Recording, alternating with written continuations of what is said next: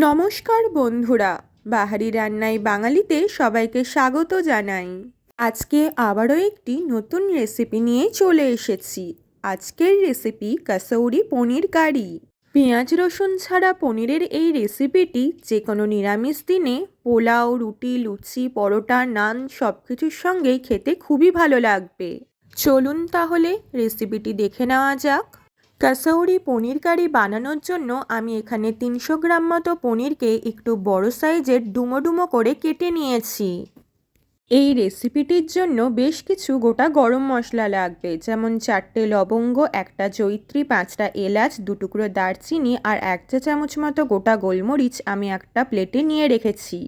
এবার গ্যাসের আঁচ বাড়িয়ে শুকনো খোলায় গোটা গরম মশলাগুলোকে হালকা ভেজে নিয়ে বেশ কিছুক্ষণের জন্য ঠান্ডা হতে দেব। অন্যদিকে কড়াইয়ে 2 টেবিল চামচ সাদা তেল দিয়ে তাতে হাফ কাপ মতো কাজু বাদামকে একটু হালকা করে ভেজে নিতে হবে। ভেজে রাখা গোটা গরম মশলা আর কাজু বাদামগুলো ঠান্ডা হয়ে এসেছে। এবার এগুলোকে মিক্সারে দিয়ে কোনো রকম জল ছাড়াই কাজু বাদাম আর গোটা গরম মশলার মিক্সড পাউডার বানিয়ে নেব।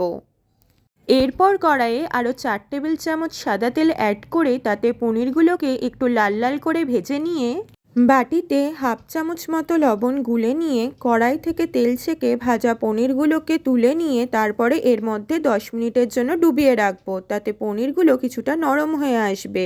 এরপর পনির ভাজার ওই তেলেই ফোড়ন হিসেবে হাফ চা চামচ গোটা জিরে আর হাফ চা চামচ মৌরি দিয়ে দিলাম। ফোড়নগুলো হালকা ভাজা হয়ে এলে আমি প্রথমেই এর মধ্যে 3টে কাঁচা লঙ্কা কুচি আর 1 টেবিল চামচ আদা কুচি দিয়ে একটু ভালোভাবে নাড়িয়ে ভেজে নেব। তারপর বেশ কিছু গুঁড়ো মশলা, যেমন 1 চা চামচ হলুদ গুঁড়ো, 1 চা চামচ ধনে গুঁড়ো, 2 চা চামচ মতো কাশ্মীরি লঙ্কার গুঁড়ো, এতে কালারটা বেশ সুন্দর আসবে। আর মিক্সিতে 3টে টমেটো অল্প জল দিয়ে যেটা বেটে রেখেছিলাম সেই টমেটো বাটাটাই এবার দিয়ে দিলাম। এরপর মশলাটাকে বেশ ভালোভাবে নাড়িয়ে নিয়ে এর মধ্যে এবার স্বাদ মতো লবণ আর নুন মিষ্টির ব্যালেন্সের জন্য 1 চা চামচ মতো চিনি দিয়ে ভালোভাবে নাড়িয়ে নিয়ে ঢাকা দিয়ে আঁচ কমিয়ে 5 মিনিটের জন্য রেখে দিলাম। ঢাকা খোলার পর দেখলাম জলটা অনেকটাই শুকিয়ে এসেছে। এবার গোটা গরম মশলা আর কাজু বাদাম গুঁড়োটা দিয়ে দিলাম। এবার বেশ কিছুক্ষণ ধরে ভালোভাবে নাড়িয়ে মশলাটাকে কষিয়ে নেব। মশলা থেকে ভালো মতো তেল ছেড়ে আসার পর এর মধ্যে 2 টেবিল চামচ ফ্যাটানো টক দই দিয়ে আবারও মশলাটাকে ভালোভাবে নাড়িয়ে কষিয়ে নিতে হবে। পনিরের যে কোনো রেসিপি আমার খুবই প্রিয়। আপনাদের পনিরের কোন রেসিপিগুলো প্রিয় সেটি অবশ্যই কমেন্ট বক্সে জানাবেন। নিরামিষ পনিরের এই রেসিপিটি অবশ্যই একবার বাড়িতে ট্রাই করবেন আর খেতে কেমন লাগলো সেটা জানাতে ভুলবেন না যেন।